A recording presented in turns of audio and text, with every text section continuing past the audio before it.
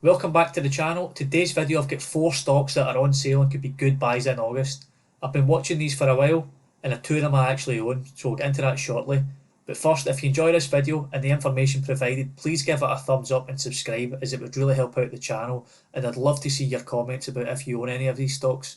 We'll take a look at the company financials, most recent earnings and valuations. So let's get into the stock number 1, which we have on the screen. Huge aerospace and defensive company, which is none other than Lockheed Martin. Market cap of over 100 billion and huge revenue streams coming in over 60 billion for last year. And what's even better is that at a time where the economy was in turmoil, Lockheed Martin were just getting on with it and it was business as usual, increasing revenue. And another thing, if you own Lockheed, you'll get around a 2.7 dividend yield from a company which has been paying it out since 1989 with year-over-year increases along the way.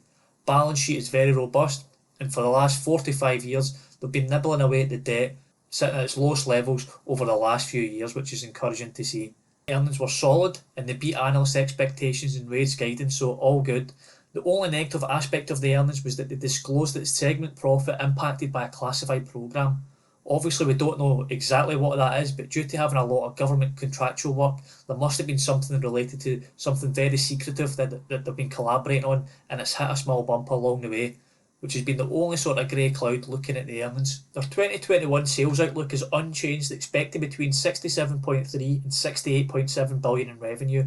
Lockheed Martin has 4 pillars for their revenue, which is their aeronautics division, which involves work around airspace systems such as their F-35, F-22, F-16, C-130 and U-2, as well as others.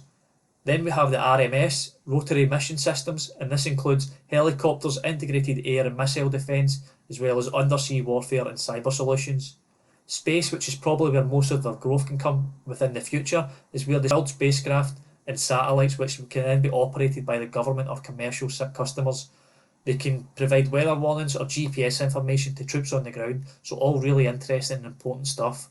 Lastly, they then have the MFC, Missile and Fire Control Division, who specialise in missile attack and defence systems.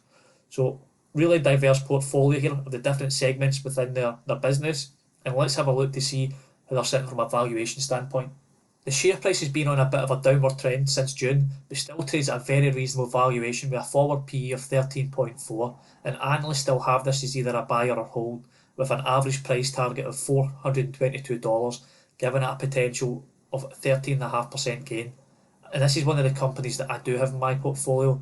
I bought it a few months ago, and if it dips a little bit further, I'd certainly be looking to add to it.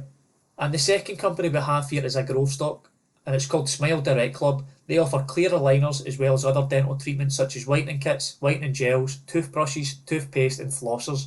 They have a presence in the US, Puerto Rico, Canada, Australia, the UK, New Zealand, Ireland, Hong Kong, Germany, Singapore, Spain and Austria. And they're quite a new company as they've only been around since 2014. Annual revenue has been growing at a blistering pace from 2017 up to 2019 with a dip in 2020 due to COVID, but revenue is still forecasted to grow at about 25% up until 2023.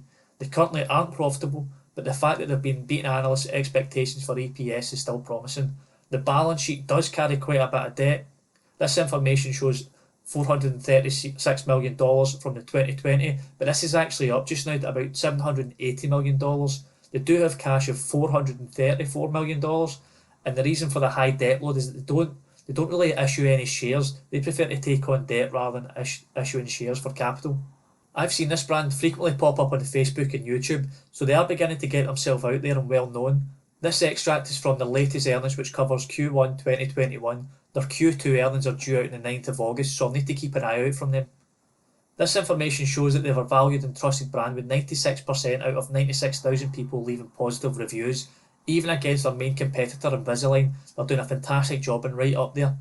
You should go and check out the share price for Invisalign and the growth that that's had. If this company can do anything remotely close to that, it would generate unbelievable returns. Q1 revenue was up 8% quarter over quarter at 200 million, and you can see the gradual recovery since the COVID lows. They've mentioned that they're projected to grow at a 20 to 30% rate over the next 5 years, so it is a high growth company, and the adjusted EBITDA margins of 25% to 35%. If these targets can be met, the share price should certainly recover in no time at all. Talking about the share price, let's have a look and see how it's been valued. It's got a 2.6 billion market cap It doesn't have a PE ratio as it doesn't make any money just now, so the price to sales ratio is sitting at 4, which isn't too crazy for a high growth company. The share price has been beaten down in a bad way since February, and it sits at more than 50% off from where it was, which could make it an outstanding opportunity to purchase some shares. Analysts have an average price target of $11.50, which would be 67% upside from here. So if this pans out, it could be a good stock to have in your portfolio. The third company is another one which I do own, and this is GAN. GAN are an online betting and casino company who operate online gaming systems for major clients and casinos. They recently purchased Coolbet, who add value as they provide sports betting, giving GAN another stream for revenue. This is another high growth stock which has been beaten down recently. The balance sheet is solid with virtually no debt, and they have offered out a few shares over the last few years. Recently they have announced some good news that their revenue is to be between 34 and 35 million, which is quite a bit up from the 24 million consensus that they previously had, and this gave a huge pop of 18% to the share price just based on this news. But again, it has come back down a bit, and this could be a good time to buy. I've attached some information from the latest earnings, which is from their Q1 report. 260% year-on-year growth, which is crazy but absolutely great to see. This came through their B2B clients and B2C segments, generating over 14 million, which came from their Coolbet acquisition. States are opening up one by one, and Michigan being one of their latest and more promising ones. The Coolbet purchase really does look to be a great piece of work. 81% year-on-year customer growth, 78% returning customers, and a 50-50 split of revenue between sports and casino betting makes its income more diversified and more open for future growth. They do still run at a loss. The revenue increase is good to see, but the net income loss has increased. But I wouldn't pay too much attention to this, and I wouldn't be too concerned. As they mentioned, this is in relation to the Coolbet purchase as well as other regulatory requirements. EBITDA is also down due to more requirements, investment in hiring more staff to keep up with the growth and expansion. The share price has come right down, and it's lost about 50% since its February highs, and it sits towards its 52-week lows. It does look to have quite a solid support level about the $15 mark, where it's been tested numerous times and it's been sitting here for quite a while. This could be due to some consolidation before it shoots to the upside. No PE again, as they don't have any earnings, and the price to sales is 12, which can be justified by the high growth. Market cap is only 670 million for a small company, but it does have a huge future. Analysts have it with a target of $27, giving it a 70% increase from current levels. And the last one we have on the list here is Take-Two Interactive, one of the larger gaming companies who produce some of the best-selling games such as Grand Theft Auto and Red Dead Redemption. Annual revenue has been coming in at over $3 billion for 2020, and it's expected to be fairly flat throughout this year. As things open back up, the gaming industry is supposedly going to be negatively affected. I don't know if I'm too into that, as with the new consoles and the continuous growth rate of the gaming industry as a whole, I wouldn't be surprised if this surprises to the upside. Balance sheet is fine with 2.7 billion in cash and debt only 191 million, meaning plenty of cash on hand for any acquisitions and future growth. This is the current gaming portfolio for Take-Two, being headlined by Grand Theft Auto, alongside other hugely popular franchises like NBA, Red Dead, Bioshock and Mafia. They also have a few mobile games, which is an industry which will continue to boom for many years into the future. Grand Theft Auto is being ported or enhanced over onto next-gen consoles. The game has been out since 2013 and continues to be the backbone of sales for the company. This will squeeze out more profits and longevity till the next game comes around. And there's also a bit of a conspiracy theory that they're doing this to get a better taste of what these consoles are capable of for the next GTA. Whenever that news does eventually get announced, it might even be years, it should certainly create a runway for this stock to continue in the upwards trend for years into the future. Full year earnings for 2021 came in with good year-over-year growth, and people are still buying physical copies at 67% of the total purchases.